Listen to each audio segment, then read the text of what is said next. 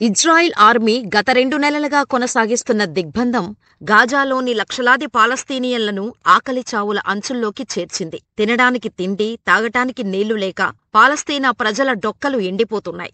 ఆకలిని తట్టుకోలేక గాజా సిటీలోని రంటిసి ఆస్పత్రిలో ఈ నెల 3వ తేదీన జనన్ సలెహ్ అల్ సఖఫీ అనే చిన్నారి కన్నుమూసింది. పోషకాహార లోపం, డీహైడ్రేషన్ ఆ చిన్నారి ఉసురు తీశాయని ఆస్పత్రి వర్గాలు వెల్లడించాయి. ఇదంతా ఇజ్రాయిల్ చేసిన పాపమేనని చిన్నారి కుటుంబ సభ్యులు కన్నీటి పర్యంతమయ్యారు.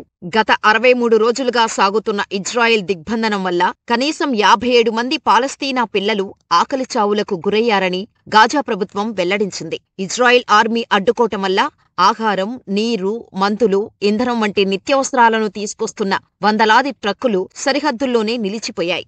దీంతో తమ వద్ద ఉన్న సరుకుల నిల్వలు మరో 2 వారాలకు మాత్రమే సరిపోతాయని గాజా ప్రజలకు ఆహారం అందిస్తున్న సంస్థలు తీవ్ర ఆందోళన వ్యక్తం చేస్తున్నాయి. ఈలోగా మానవతా సాయంపై ఇజ్రాయిల్ మనసు మార్చుకోకపోతే ఇప్పటికే అర్ధాకలితో అలమటిస్తున్న లక్షలాది మంది పాలస్తీనియన్లకు ఆకలి చావులు తప్పవని హెచ్చరిస్తున్నాయి. తమ వద్ద ఉన్న నిత్యావసర సరుకుల నిల్వలు పూర్తిగా అడుగంటాయని ఐక్యరాజ్యసమితి ప్రపంచ ఆహార కార్యక్రమం వెల్లడించింది. మానవతా సాయం, పౌరుల ప్రాణాల విషయంలో బేరమాడటం సరైన విధానం కాదని ఇజ్రాయిల్కు యునైటెడ్ నేషన్స్ మానవతా విభాగం చీఫ్ టామ్ చివాట్లు పెట్టారు. తీవ్రమైన పోషకాహార లోపం కారణంగా 5 ఏళ్లలోపు వయసున్న 3,35,000 మంది చిన్నారులు మరణం అంచున ఉన్నారని యూనిసెఫ్ ఇప్పటికే హెచ్చరించింది.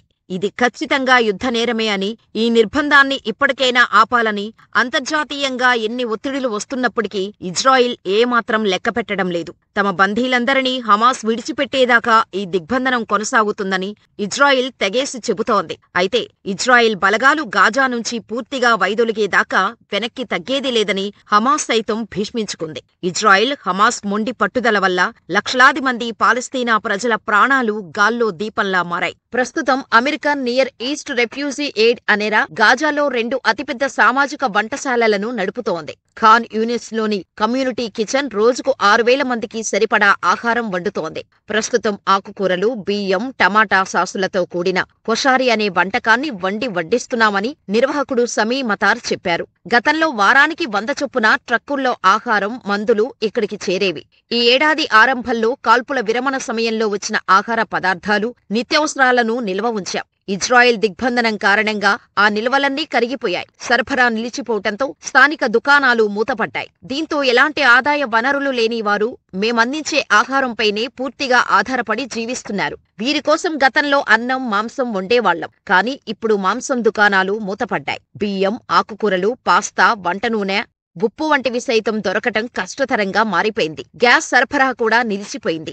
దీంతో వంట కోసం కట్టెలు కొంటున్నాం. డిమాండ్ వల్ల ఇప్పుడు కట్టెల ధర సైతం అమాంతం పెరిగిపోయింది. పరిస్థితులు ఇలాగే కొనసాగితే వచ్చే 2 వారాల్లోపే ప్రజలకు ఏకైక ప్రాణాధారమైన ఇక్కడి కిచెన్లన్నీ మూతపడే ప్రమాదముంది. అదే జరిగితే లక్షలాది మంది పాలస్తీనా ప్రజల ఆకలి చావులు తప్పవు అని సమీ మతార్ ఆందోళన వ్యక్తం చేశారు. ప్రస్తుతం పరిస్థితి వివరించలేనంత దారుణంగా ఉంది. నా కుటుంబ సభ్యులకు రొట్టె కోసం ఉదయం 8 గంటల నుంచి వెతుకుతున్నాను.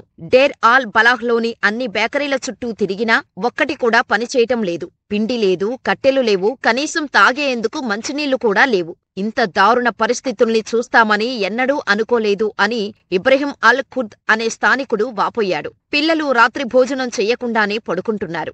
ఈ ఒక్క రాత్రికి ఓపిక పట్టండి. ఉదయాన్నే పిండి తెచ్చుకుందామని వారికి అబద్ధాలు చెబుతూ నిద్రపుచ్చుతున్నాం అంటూ కన్నీటి పర్యంతమయ్యారు. గాజా ప్రజల ఆలోచనలన్నీ ఇప్పుడు ఏ పూటకు ఆ పూట పిండి ఎలా దొరుకుతుందా అన్నదానిమీదే ఉన్నాయి అని ఉత్తర గాజాకు చెందిన జర్నలిస్ట్ అహ్మద్ డ్రెమ్లీ వాపోయారు. యుద్ధం మొదలైనప్పుడు ప్రజలు ఆరోగ్యంగా దేన్నైనా తట్టుకునే సామర్థ్యంతో ఉన్నారు. ఇప్పుడంతా మారిపోయింది. రొట్టెకు కూడా దిక్కులేదు. దాంతో జనం ఏది దొరికినా తిని కడుపు నింపుకుంటున్నారు. కానీ కొద్ది రోజులుగా చాలా మందికి తినేందుకు ఏమీ దొరకడం లేదు. పిండి కొనడానికి అప్పు చేస్తున్నారు. ఇంట్లో ఉన్నవన్నీ అమ్ముకుంటున్నారు. చాలా మంది పాలస్తీనియన్లు రద్దీగా ఉన్న గుడారాల్లో బతికీడుస్తున్నారు. కొందరైతే వీధుల్లోనే నిద్రపోతున్నారు. కనీసం వంట వండుకునే పరిస్థితులు కూడా లేవు అంటూ గాజాలోని దైన్యాన్ని ఆయన వివరించారు.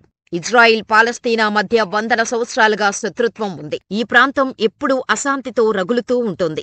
ఈ క్రమంలోనే 2023 అక్టోబర్ 7వ తేదీన పాలస్తీనాకు చెందిన వందలాది మంది హమాస్ మిలిటెంట్లు సరిహద్దు వెంబడి ఉన్న ఇజ్రాయెల్ దక్షిణ ప్రాంతాలపై దాడి చేసి దాదాపు 1200 మందిని చంపేసి 250 మందికి పైగా ప్రజలను బందీలుగా గాజాకు తీసుకెళ్లారు. హమాస్ దాడులకు రగిలిపోయిన ఇజ్రాయిల్ తక్షణమే గాజాపై వైమానిక దాడులతో విరుచుకుపడింది. గాజా నగరంపై అక్టోబర్ 27న పూర్తిస్థాయి సైనిక చర్యకు దిగింది. అప్పటినుంచి గాజాపై భూతల దాడులతో పాటు సముద్ర, వాయుమార్గాల్లోనూ దాడులు చేసింది. హమాస్ కూడా ఇజ్రాయిల్పై రాకెట్లతో దాడులు చేసింది. ఇజ్రాయిల్ దాడుల్లో హమాస్ అధినేత యహ్యా సిన్వర్ మృతి చెందాడు. దీంతో యుద్ధంలో ఇజ్రాయిల్ పైచేయి సాధించినట్టయింది. ఇజ్రాయిల్ జరిపిన దాడుల్లో దాదాపు 50,000 మందికి పైగా పాలస్తీనియన్లు చనిపోయినట్టు గాజాలో హమాస్ ఆధ్వర్యంలోని ఆరోగ్య మంత్రిత్వ శాఖ తెలిపింది. ఈ క్రమంలోనే 2025 జనవరి 20వ తేదీలోపు యుద్ధం ముగించాలని, లేకపోతే మీ అంతు చూస్తానంటూ అమెరికా అధ్యక్షుడిగా గెలిచిన తర్వాత డొనాల్డ్ ట్రంప్ ఇజ్రాయిల్, పాలస్తీనాకు సీరియస్ వార్నింగ్ ఇచ్చారు.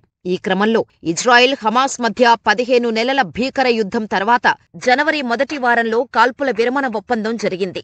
ఒప్పందంలో భాగంగా 2 విడతల్లో బందీల విడుదల కార్యక్రమం చేపట్టారు. అంతలోనే గాజాలోని పాలస్తీనా పౌరులను ఇతర దేశాలకు తరలించి గాజాను స్వాధీనం చేసుకుంటామని అమెరికా అధ్యక్షుడు డొనాల్డ్ ట్రంప్ ప్రకటించారు. ఈ క్రమంలో కాల్పుల విరమణ ఒప్పందంపై హమాస్ వెనకడుగు వేసింది. దీంతో మార్చి రంజాన్ మాసంలో తెల్లవారుజామున గాజా ప్రజలు భోజనం చేస్తుండగా ఇజ్రాయిల్ ఒక్కసారిగా బాంబులతో విరుచుకుపడింది. గాజా సిటీ, ఉత్తర గాజా, ఖాన్ యూనిస్, రఫా ప్రాంతాల్లోని లక్ష్యాలపై 20కి పైగా యుద్ధ విమానాలతో ఇజ్రాయిల్ బాంబుల వర్షం కురిపించింది. ఈ దాడుల్లో వందలాది మంది పాలస్తీనా పౌరులు చనిపోయారు. కాల్పుల విరమణ ఒప్పందం కొనసాగింపునకు హమాస్ అంగీకరించని కారణంగానే ఈ దాడులకు ఆదేశించినట్టు ఇజ్రాయిల్ ప్రధాని బెంజమిన్ నెతన్యాహు వెల్లడించారు. ఇప్పటినుంచి ఇజ్రాయిల్ తన సైనిక బలాన్ని పెంచుతూ హమాస్పై చర్యలు తీసుకుంటుందని ప్రకటించారు. అప్పటినుంచి గాజాకు వెళ్లే అన్ని దారుల్ని ఇజ్రాయిల్ మూసివేసింది. బయట నుంచి గాజాలోకి వెళ్లే, గాజా నుంచి బయటకు వచ్చే అన్ని దారుల్ని ఇజ్రాయిల్ మూసివేసింది. ప్రపంచ దేశాల నుంచి వచ్చే ఆహార పదార్థాల నుంచి దుస్తుల వరకు అన్నిటినీ బోర్డర్ వద్దే ఆపేశాయి. దీంతో హమాస్ కూడా ఆర్థికంగా దివాలా తీసింది. లక్షలాది మంది పాలస్తీనా ప్రజలు ఆకలితో అలమటించే పరిస్థితులు నెలకొన్నాయి. దీన్ని అదునుగా భావించిన ఇజ్రాయిల్ హమాస్ మిలిటెంట్ సంస్థను సమూలంగా నాశనం చేసి గాజా స్ట్రిప్పును పూర్తిగా హస్తగతం చేసుకునే దిశగా అడుగులు వేస్తోంది. ఇందులో భాగంగానే మొత్తం గాజా భూభాగాన్ని నిరవధికంగా ఆక్రమించే ప్రణాళికకు ఇజ్రాయిల్ మంత్రివర్గం ఈ నెల మే 5వ తేదీన ఆమోదముద్ర వేసింది. ఇజ్రాయిల్ సైన్యాధ్యక్షుడు లెఫ్టినెంట్ జనరల్ ఏల్ జమీర్ చేసిన ప్రతిపాదనకు సోమవారం ఉదయం సమావేశంలో పాల్గొన్న మంత్రులంతా అంగీకారం తెలిపారు. దీంతో గాజాలో సైనిక కార్యకలాపాలను ఇక భారీ స్థాయిలో ఇజ్రాయిల్ విస్తరించనుంది.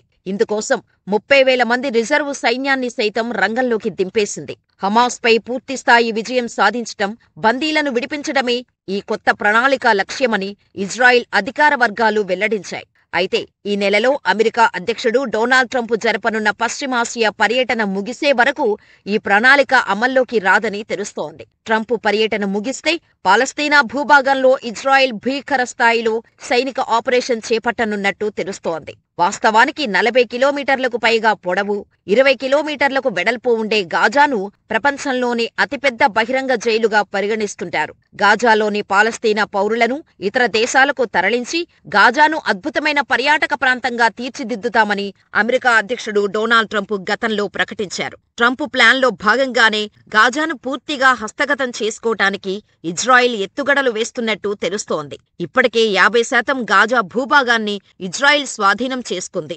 మిగిలిన ప్రాంతాన్ని సైతం త్వరలో ఆక్రమించాలని ఇజ్రాయిల్ నిర్ణయించింది. అయితే గాజా ప్రజలను ఏం చేస్తారన్నది ఇంకా తెలియరాలేదు. వారందరినీ దక్షిణ గాజాకు తరలించనున్నట్టు సమాచారం. అయితే ఇజ్రాయిల్ నిర్ణయంపై అంతర్జాతీయ సమాజం నుంచి తీవ్ర వ్యతిరేకత వ్యక్తం కావడం ఖాయమని నిపుణులు చెబుతున్నారు. గాజాను ఆక్రమించటం అంత సులభం కాదంటున్నారు. అయితే ఇప్పటికే ఆర్థికంగా, సైనికంగా హమాస్ కుప్పకూలింది. పాలస్తీనా ప్రజలకు కనీసం తినడానికి తిండి లేక ఆకలితో అలమటిస్తూ బతకటమే కష్టమైపోయింది. ఈ తరుణంలో ఇజ్రాయెల్ చాలా సులభంగా గాజాను స్వాధీనం చేసుకుంటుందని కొందరు అంటున్నారు. గాజాపై ఇజ్రాయెల్ చర్యలపై మీరేమంటారు? పాలస్తీనా ప్రజల ఆకలి చావులు, గాజా భూభాగాన్ని స్వాధీనం చేసుకోవాలన్న ఇజ్రాయెల్ నిర్ణయంపై మీ అభిప్రాయాలను మాకు కామెంట్ రూపంలో తెలియచేయండి. ఇలాంటి మరిన్ని వీడియోల కోసం మన ఛానల్ని సబ్స్క్రైబ్ చేసుకుని ఈ వీడియో మరింత మందికి చేరేలా లైక్ చేసి షేర్ చేయండి.